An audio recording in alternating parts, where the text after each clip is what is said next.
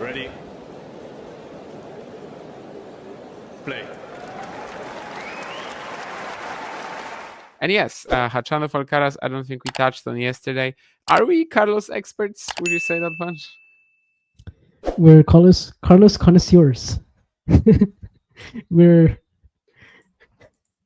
Maybe we should we cover invite him. Scott. We cover him Scott in has depth. been writing some But insane tweets about Carlos. but yeah, sure. I mean, why not? If you want to do a preview about this, because this match, if he wins this, Carlos would actually will have made the quarterfinals of every big event. I think, like all 15 tournaments, like ATP finals, Olympics, the Slams, Masters.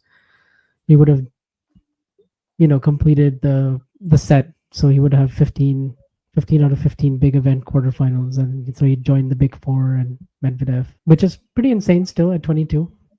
But obviously, we expect more of him, much more really, and we Yeah, expect I him mean, to beat for Khachanov, right? guys like Alcaraz, I think quarterfinal stats. If Marcos Giron does that, call me and yeah, I'm gonna tweet about it. But if like Carlos Yes, does that, I really don't give too much I into know it. them. It feels like whatever. It's just another thing. Yeah, But it is of course funny it's like because reaching 400 wins or 300 wins that players get asked about, yeah, right? yeah. They're But like, I don't know. you know what? I mean, Monte Carlo was that event, right? That Carlos only played once. Obviously, that was just Yes, one match, so kind of different to Rome. But he only played it once and he won it. Rome, he only played it once and he won it. I mean, will he win it? That's a possibility, I guess. but the And Khachanov matchup specifically, mhm. right? He's kind of dominated their four matches so far. There hasn't really been too much adversity.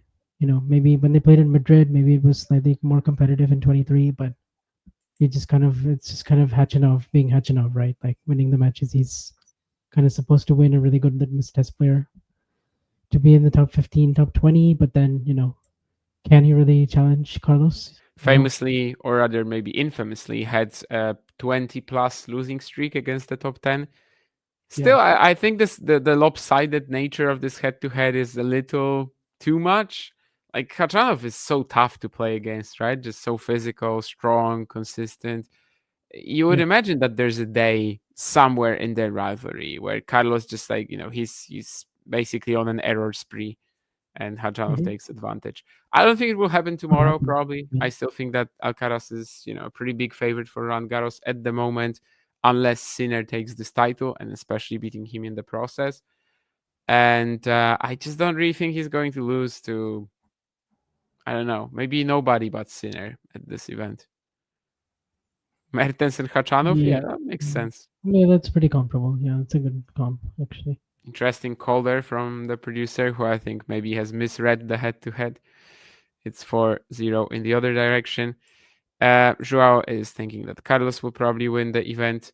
And yeah, I'd say so. I mean, the Sinner matchup, that would be something that would definitely be like, okay, yeah, so this might actually change something ahead of Roland Garros. Mhm. This might actually be a power rankings difference maker. But for the time being, he does look like the favorite still, for sure. He does, but I still think the quarters and semis, that's where we'll really learn where he's at, right? If he has to play, let's say, Draper and then one of Musetti, Feast, or Zverev, that won't be easy.